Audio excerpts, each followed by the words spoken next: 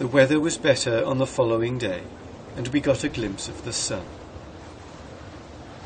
Worsley's observation showed that we were not more than 100 miles from the northwest corner of South Georgia. 2 more days with a favourable wind, and we would sight the promised land. I hoped that there would be no delay, for our supply of water was running very low. The hot drink at night was essential, but I decided that the daily allowance of water must be cut down to half a pint per man. The lumps of ice we had taken aboard had gone long ago. We were dependent upon the water we had brought from Elephant Island, and our thirst was increased by the fact that we were now using the brackish water in the breaker that had been slightly stove in the surf when the boat was being loaded. Some seawater had entered at that time. Thirst took possession of us. I dared not permit the allowance of water to be increased, since an unfavourable wind might drive us away from the island and lengthen our voyage by many days. Lack of water is always the most severe privation that men can be condemned to endure, and we found, as during our earlier boat voyage, that the salt water in our clothing and the salt spray that lashed our faces made our thirst grow quickly to a burning pain. I had to be very firm in refusing to allow anyone to anticipate the morrow's allowance, which I was sometimes begged to do. We did the necessary work dully and hoped for the land. I had altered the course to the east, so as to make sure of our striking the island, which would have been impossible to regain if we had run past the northern end. The course was laid on our scrap of chart for a point some 30 miles down the coast. That day and the following day passed for us in a sort of nightmare. Our mouths were dry and our tongues were swollen. The wind was still strong, and the heavy seas forced us to navigate carefully. But any thought of our peril from the waves was buried beneath the consciousness of our raging thirst. The bright moments were those when each received our 1 mug of hot milk during the long, bitter watches of the night. Things were bad for us in those days, but the end was coming. The morning of May 8 broke thick and stormy, with squalls from the northwest. We searched the waters ahead for a sign of land, and though we could see nothing more than had met our eyes for many days, we were cheered by a sense that the goal was near at hand. About 10 o'clock that morning we passed a little bit of kelp, a glad signal of the proximity of land. An hour later we saw 2 shags sitting on a big mass of kelp, and knew then that we must be within 10 or 15 miles of the shore. These birds are as sure an indication of the proximity of land as a lighthouse is, for they never venture far to sea. We gazed ahead with increasing eagerness, and at 12:30 p.m., through a rift in the clouds, McCarthy caught a glimpse of the black cliffs of South Georgia, just 14 days after our departure from Elephant Island. It was a glad moment. Thirst-ridden, chilled and weak as we were, happiness irradiated us. The job was nearly done. We stood in towards the shore to look for a landing place, and presently we could see the green tussock grass on the ledges above the surf-beaten rocks. Ahead of us and to the south, blind rollers showed the presence of uncharted reefs along the coast. Here and there the hungry rocks were close to the surface, and over them the great waves broke, swirling viciously and spouting 30 and 40 feet into the air. The rocky coast appeared to descend sheer to the sea. Our need of water and rest was well nigh desperate, but to have attempted a landing at that time would have been suicidal. Night was drawing near, and the weather indications were not favourable. There was nothing for it but to haul off until the following morning, so we stood away on the starboard tack until we had made what appeared to be a safe offing. Then we hove to in the high westerly swell. The hours passed slowly as we waited the dawn, which would herald, we fondly hoped, the last stage of our journey. Our thirst was a torment, and we could scarcely touch our food. The cold seemed to strike right through our weakened bodies. At 5 a.m. the wind shifted to the northwest, and quickly increased to one of the worst hurricanes any of us had ever experienced. A great cross sea was running, and the wind simply shrieked as it tore the tops off the waves and converted the whole seascape into a haze of driving spray. Down into valleys, up to tossing heights, straining until her seams opened, swung our little boat, brave still, but labouring heavily. We knew that the wind and set of the sea was driving us ashore, but we could do nothing. The dawn showed us a storm-torn ocean, and the morning passed without bringing us a sight of the land. But at 1 p.m, through a rift in the flying mists, we got a glimpse of the huge crags of the island, and realised that our position had become desperate. We were on a dead lee shore, and we could gauge our approach to the unseen cliffs by the roar of the breakers against the sheer walls of rock.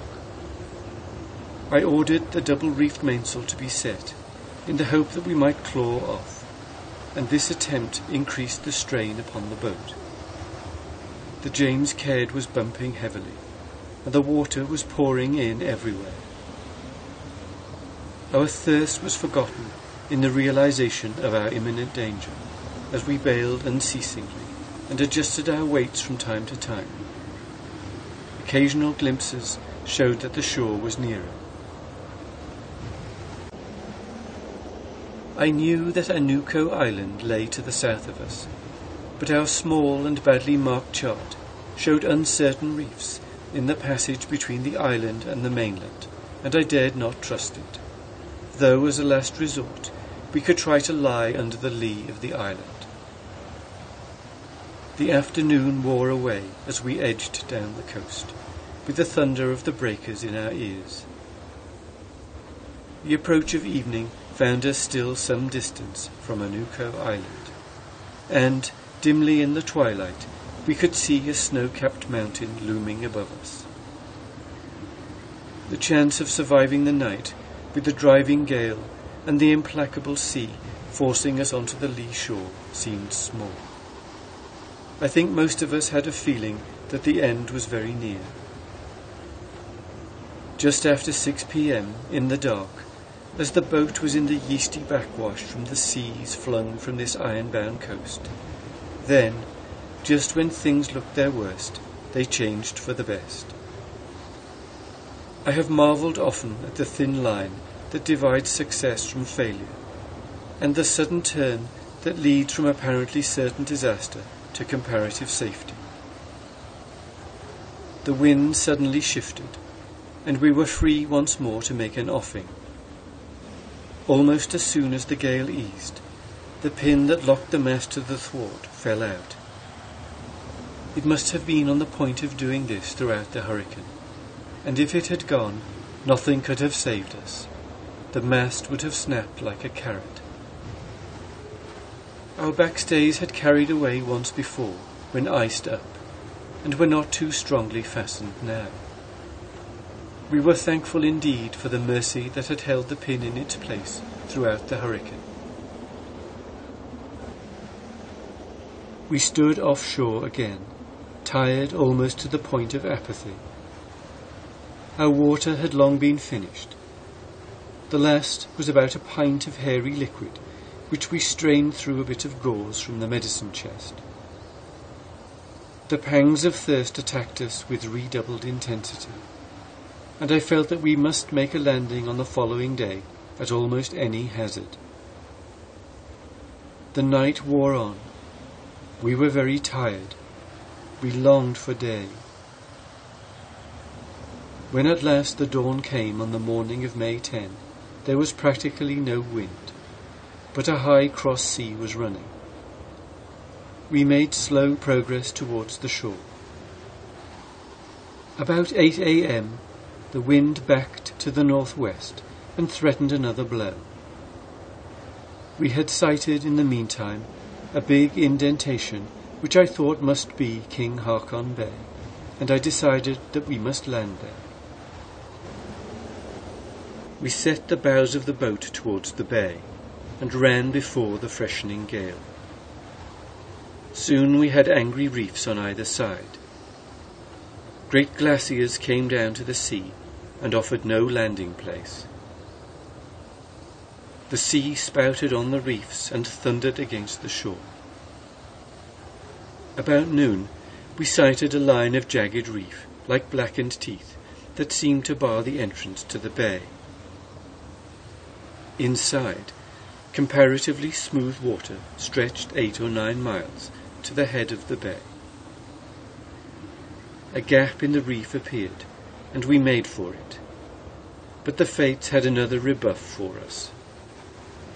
The wind shifted and blew from the east right out of the bay. We could see the way through the reef, but we could not approach it directly. That afternoon we bore up, tacking 5 times in the strong wind. The last tack enabled us to get through, and at last we were in the wide mouth of the bay.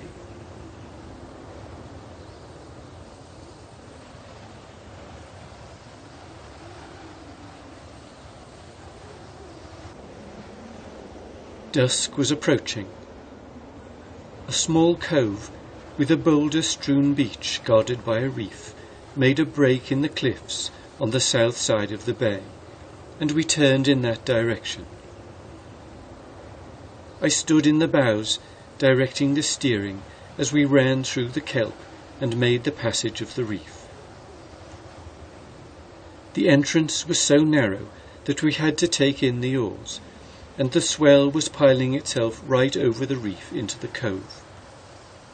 But in a minute or two we were inside, and in the gathering darkness the James Caird ran in on a swell and touched the beach.